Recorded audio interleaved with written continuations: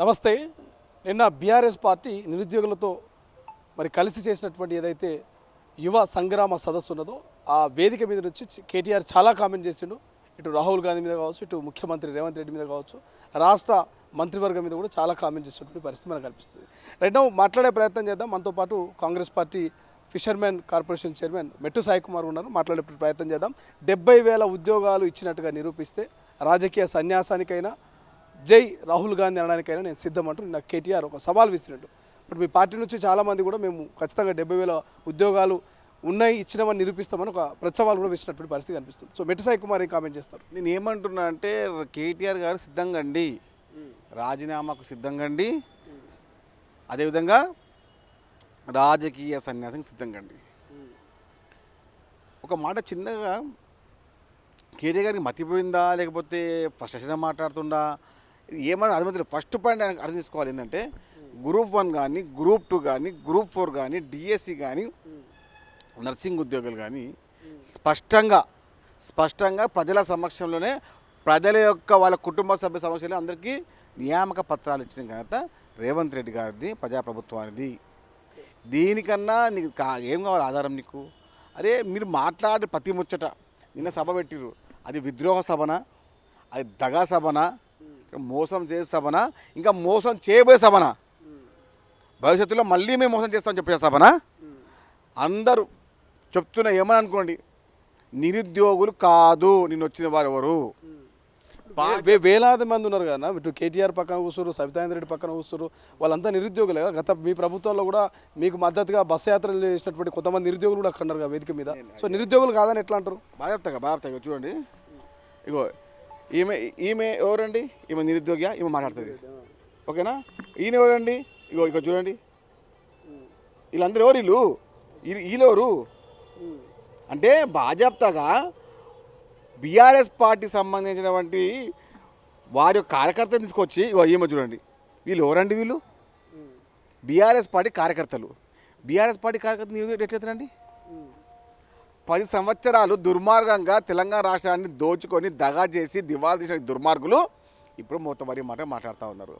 2018 సంవత్సరంలో మీ మేనిఫెస్టోలో 3,016 రూపాయలు ఇస్తా అని చెప్పినట్టు ఆ దుర్మార్గులు ఎవరు? అప్పుడు ఏ పార్టీ ప్రభుత్వం ఉంది? మీ పార్టీ ప్రభుత్వం ఉండే కదా. ఒక న్యాయపతి ఇచ్చినావా? అప్పుడు నీ ముఖం పెట్టినావు, మూసి నాళ్ళలో పెట్టినావా,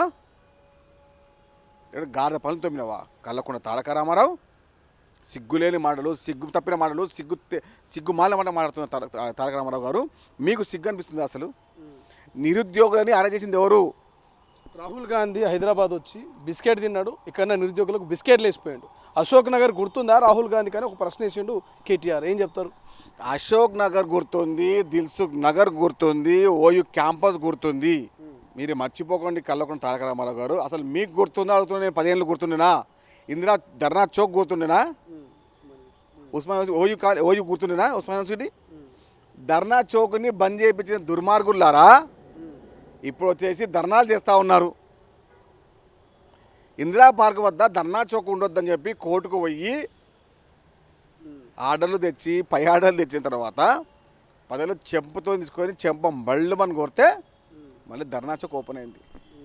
అరే నీలాంటి దుర్మార్గులు మాట్లాడితే నవ్విపోతున్నారు జనమంతా.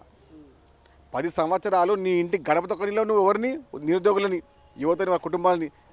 ఇప్పుడేమో మాట్లాడుతున్నావు నండి నీ అన్నగా. నువ్వు నీ సొంతం చెల్లికే నువ్వు అన్నగా లేవు, నీకు తోడబడిన చెల్లికే నువ్వు అన్నగా లేవు. ఓ సామెత ఉంది,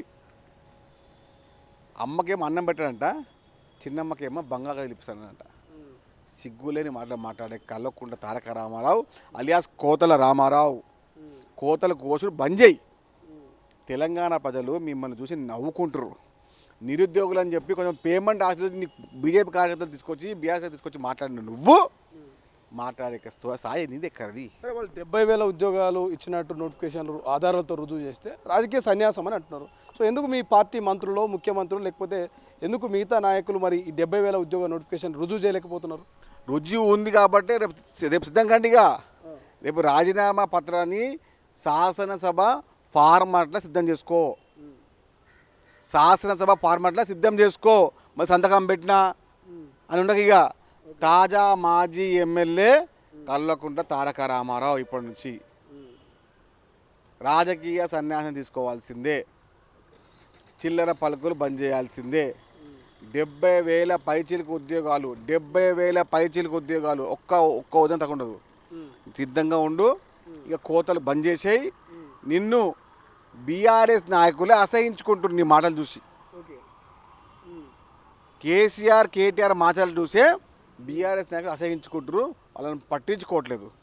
ఆ విషయాన్ని వాళ్ళే గ్రహించుకున్నారు. కాబట్టి ఎవరో పేమెంట్ ఆశలని పేడ్ బ్యాచ్ తీసుకొచ్చి నిన్న సభ పెట్టి దాన్ని అట్రఫ్లాప్ చేసుకున్నారు. అదే నిరుద్యోగుల ఉసూరు తగిలే కదా మీరు తాజా మాజీలయ్యారు.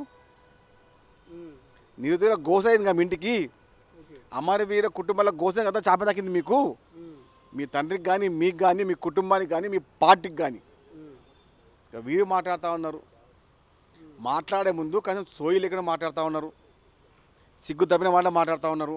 కాబట్టి కేసీఆర్ కేటీఆర్ కళ్ళకుంట్ల కుటుంబం ఈ 2029 ఎన్నికలే వారికి చివరి ఎన్నికలు.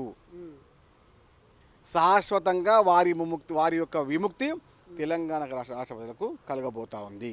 బీజేపీ ఎంపీ ధర్మపురి అరవింద్ రాహుల్ గాంధీ మీద చాలా వ్యాఖ్యలు చేసిండు. సో మరి ధర్మపురి అరవింద్ గురించి ఏం కామెంట్ చేస్తారు? సో ఒకసారి ధర్మపురి అరవింద్ మాట్లాడింది కూడా వినేటువంటి ప్రయత్నం చేద్దాం. సో అశోక్ నగర్ లా హైదరాబాద్ లా సిటీ సెంటర్ లైబ్రరీ దాకా పోయి అందరిని రెచ్చగొట్టి యావత్ తెలంగాణ యువత కాంగ్రెస్ ఎంబడ ఉంటే కేసీఆర్ ని గద్దెదించగలిగింది కాంగ్రెస్ పార్టీ. అప్పుడు వాడుకొని ఇప్పుడు ఇడిచేస్తావారా పొట్టోడు ఏమంటాడు? పొట్టోడు పెన్నంతున్నాడు, ఒక్క పెన్ స్ట్రోక్ సో పెన్నంతున్నాడు అనేటువంటి ఒక కామెంట్స్ ముఖ్యమంత్రిని, అటు రాహుల్ గాంధీని కూడా కామెంట్ చేస్తా ఉన్నాడు. సో అరవింద్ గురించి ఏం చెప్తారో ఆయనకేం సమాధానం ఇస్తారు? ఆడొక బేకార్ బాడవాడు, బేకార్ గాడాడు. ఎట్లా నిజామాబాద్లో గారిదా నా కొడుకు, గత్తర్లి కొడుకు వాడు తాగి మాడతాడు. 24 అవర్స్ తాగి ఉండే వాడు ఉన్నాడంటే వాడే డ్రగిస్ట్, వాడే తాగబోతు చెత్త వాడు అరవింద్ గాడే. అన్నీ తెలిసే అరవింద్ గురించి మెట్టిసాయి మాట్లాడుతున్నా, లేకపోతే కేవలం బట్టగాల్చి బదలాన్ని చేసే ప్రయత్నం? తాగిపోతండి వాడు, బార్లల్లో పబ్బులు ఉండే వాడు మాత్రం మాట్లాడేంది, వాని స్థాయి ఏంది? అరవింద్ గాడు తాగి బార్లల్లో పబ్బులల్లో ఉంటాడు. ఒక పార్లమెంటు మెంబర్ అయిన ఒక ఎంపీ, సో బాధ్యత గల ఎంపీ గురించి మీరు ఇట్లా మాట్లాడడం కరెక్టే అంటారా? నిజంగానే ఆయన వ్యసనాలకు అలవాటు పడ్డారంటారా? అరే వాడు ముఖ్యమంత్రి అందిట, వాడు వచ్చేగాడు అరవింద్ గాడు మా ముఖ్యమంత్రి ఎందుకన్నా అని. వాడు తాగుబోతూ, వాడు తిరుగుబోతూ. ధర్మపురి అరవింద్ తాగుబోతూ తిరుగుబోతూ. ఇక వాడు కూడా మా గురించి మాట్లాడేంత స్థాయి కర్రవంతి, గాలి గెలిచిన గత్తరనా. నిజామాబాద్లో కోరుట్లో మొన్న ఓడిపోయి మూతబరి మాట్లాడుతున్నావురా నువ్వు? బేయకుగా అక్కలతో మాట్లాడు, దిగ్దిమగ్గా తాగొస్తావా రోడ్డు మీదకి నువ్వు మాట్లాడానికే? టక్లు నీ మంచిగా ఉండు, ఎట్లా గెలిచినావో ఉందా ప్రవర్తించు. గతంలో నువ్వు ఎంత దోచుకుని తెలియదా? నువ్వు ఎమ్మెల్యేల దగ్గర డబ్బులు దోచుకునే వ్యవస్థ నీదిరా. నువ్వు ముఖ్యమంత్రి గురించి మాట్లాడతారా ఫాల్తుగా? అక్కర్లేని అవులే నీకు ఎవరా, నీకు ఎంపీ ఇచ్చిన టికెట్ ఫాల్తుగా? మెట్టిసాయి కామెంట్స్ కాంట్రవర్సీ ట్రోల్స్ అయ్యే అవకాశం ఉంటుంది. సో మీరు దీన్ని ఏకీభవిస్తున్నారా అరవింద్ మీద చేసిన కామెంట్స్ను? అరవింద్ గాడు పక్క తాగుబోతూ తిరుగుబోతూ, పబ్బులల్లా బార్లల్లా వైన్స్ కాడ అడ్డాల కల్లా ఉండేవాడు. ముఖ్యమంత్రి గారి గురించి మాట్లాడే స్థాయి వాంది కాదు. గాలి గెలిచిన గత్తర్నా కొడుకు వాడు. ఎమ్మెల్యేగా ఓడిపోయిండు, ఎంపీ గెలిచి పెద్ద మూతబరి మాట్లాడుతుండు. బట్ నోరు అదుపులో పెట్టుకోవడం అవులే అరవింద్, అవులే నోరు అదుపులో పెట్టుకో, లేకుంటే కొడుక హైదరాబాద్ తిరగనీయం నిన్ను.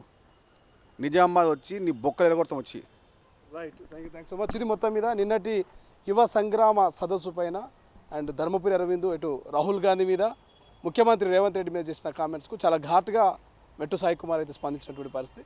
చూద్దాం ఈ యువ సంగ్రామ సదస్సులో కేటీఆర్ విసిరిన సవాల్ను కాంగ్రెస్ ఎంతవరకు స్వీకరిస్తుంది, 70,000 ఉద్యోగాల అధికారిక నోటిఫికేషన్ మీద మరి ఎటువంటి చర్చ రచ భవిష్యత్తులో జరగబోతుందో చూద్దాం. కెమెరా పర్సన్ అజయ్తో శ్రీశైలం, తొలి వెలుగు, హైదరాబాద్.